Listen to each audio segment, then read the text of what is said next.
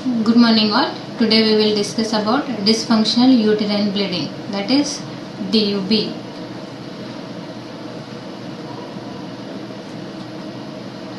Introduction part. In definition, DUB is defined as a state of abnormal uterine bleeding without any clinically detectable organic, systemic and iatrogenic cause. Example, pelvic pathology. Without any pelvic pathology, example, tumor, inflammation or pregnancy. This should be excluded.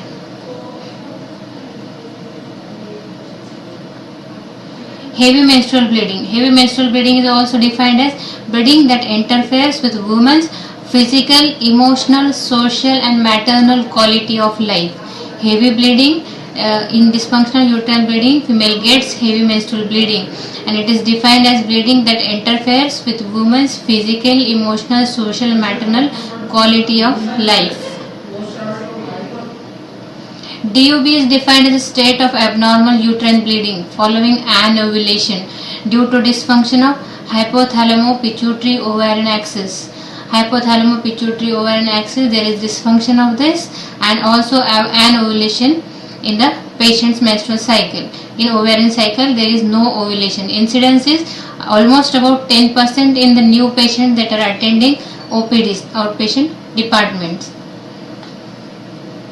Pathophysiology. In pathophysiology, the physiological mechanism of hemostasis in normal menstruation are platelet adhesion formation, formation of platelet plug with fibrin to seal the bleeding vessels, localized vasoconstriction, regeneration of endometrium.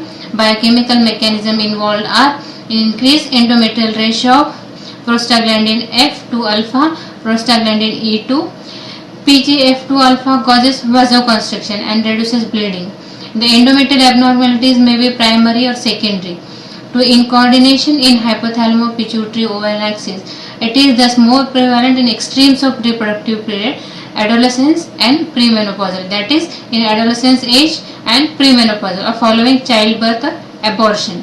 Generally, this DUB we can notice in adolescence, in premenopausal age, after childbirth or after abortion.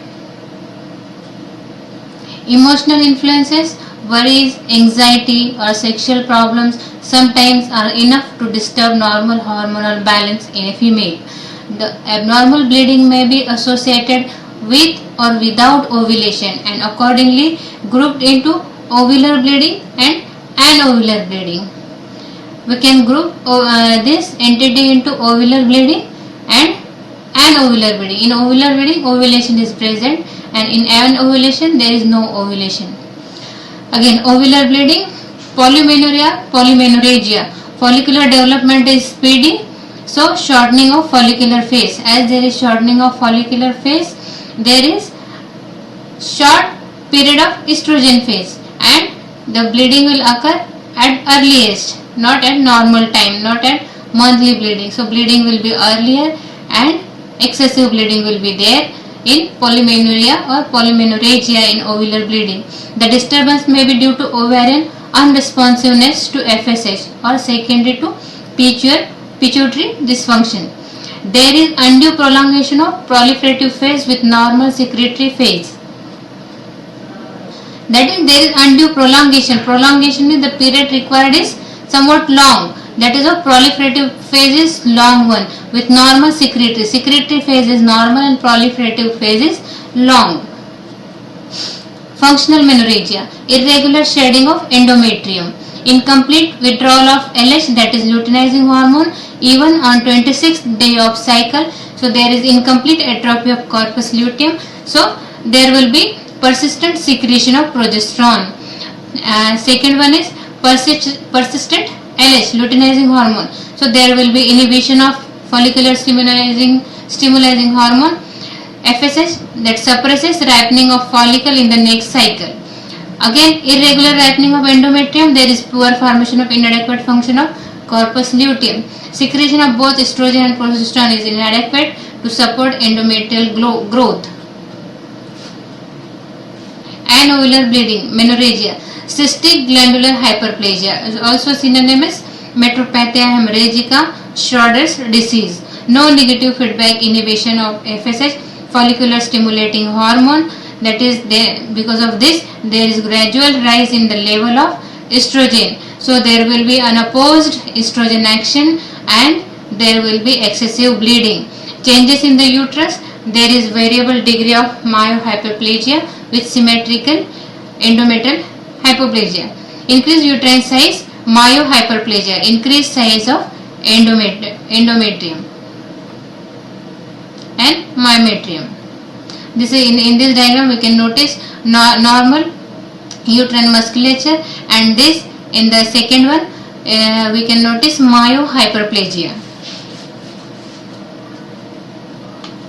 In investigation part, the investigations are aimed at to confirm the menstrual abnormality as stated by the patient, to exclude the systemic, iatrogenic and organic pelvic pathology, to identify the possible etiology of dysfunctional uterine bleeding, and to work out the definite therapy protocol. What is the therapy? What will be the protocols? We have to work out. The aim of investigation is. So, in case taking, first of all, history. History is very important for the patient, present history, and again the patient's maternal family history is very important for maternal side. For in internal examination, specifically vaginal examination, we have to look for any abnormality in the uterus and myohyperplasia, any enlargement, any ovarian problem. Special investigations, blood values are important just for anemia, to rule out anemia. Endometrial sampling for any cytological problem, any malignant problems. Laparoscopy, in laparoscopy we will look for, laparoscopy is rare, so we can visualize any problem, any abnormality in the abdominal cavity. Diagnostic uterine curettage is usually done to rule out any malignancy, any pathology in dysfunctional uterine bleeding. So in history, again saline infusion sonography is done, ultrasound is very important, hysteroscope is important, the endometrial sampling is also important to rule out any malignancy. Diagnostic uterine curettage is having therapeutic value also. For homeopathic management point of view, we are having very good medicines in homeopathy to treat dysfunctional uterine bleeding, excessive bleeding that may occur at premenopausal age and before in adolescence age, after abortion and after childbirth. Bovista hemamalis, Helonias, Thalassophilus pastoris, Sabina, Seagull, Phosphorus, Pulsatilla, Colophyllum, Calcarea, and so many medicines are there that are having therapeutic value in treatment of dysfunctional uterine bleeding. Thank you. Thanks a lot for giving me the chance. Thank you.